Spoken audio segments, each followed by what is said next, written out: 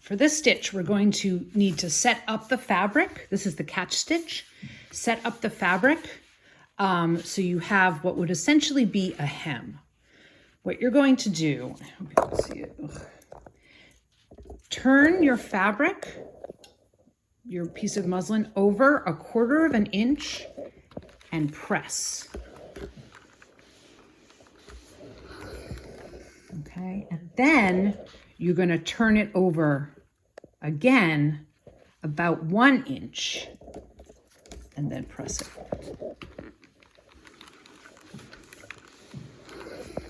So what you have now is what would essentially be a hem for the bottom of a pair of pants or a bottom of a skirt, where you have the rough edge, the cut edge is tucked under into the hem and then folded over.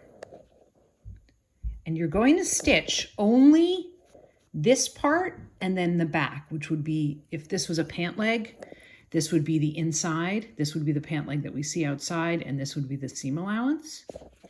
So give it a nice press, make sure it's nice and straight. If it's easier for you, please, please, please feel free to pin. Now the book has you do this the other way, where it's upside down. To me, this is an easier way to do it. So it's totally your preference. Use whichever method works for you. But I'm going to thread myself another single thread.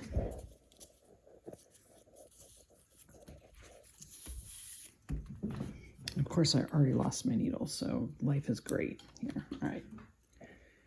Now this stitch is called a catch stitch. I call it an X stitch or a hem stitch.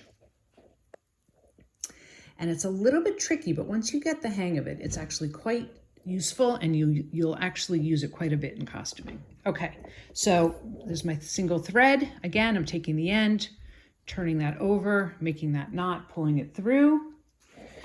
And so here we go. For this stitch, we're going to move left to right, but we are going to have the needle in your right hand pointing to the left. So you're always going to have the needle going the opposite direction of which way you're stitching.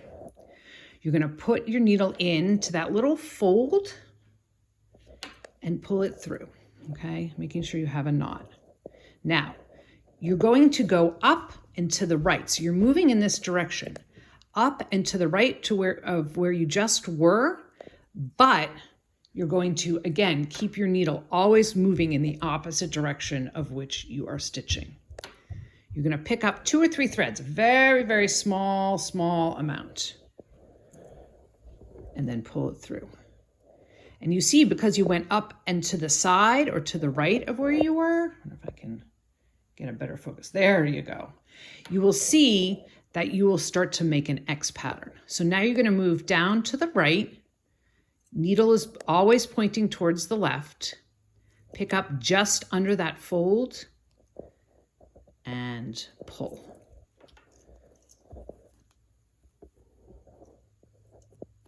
My knot got a little in the way. Up to the right, pull through, and down. Up, moving left to right.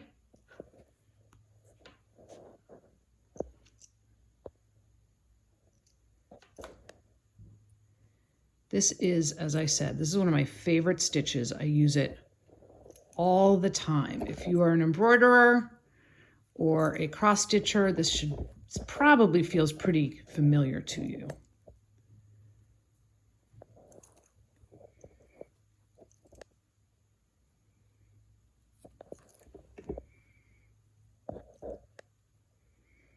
And what this ends up making is this funny little squished X. Try to keep your stitches as even as possible.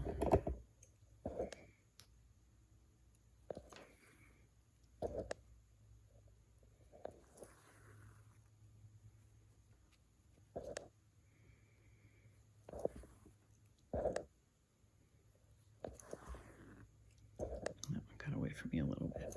It happens. Anyway, and once you start to get the rhythm of it, it goes very quickly. And it's actually, I don't know, I used to love to do this when I was working in a costume shop. I would just sit for hours and hours and just like zone out. And you can see as you stitch, what happens is all you see on the back side, oops, is just that top row of stitches. Sometimes I catch here it happens, but you can see it's just a very small row of stitches. And if you can imagine, if these were a pant leg or a skirt and we had matched the color properly, easy peasy, you'd never see it. And when you get to the end, of course, you're going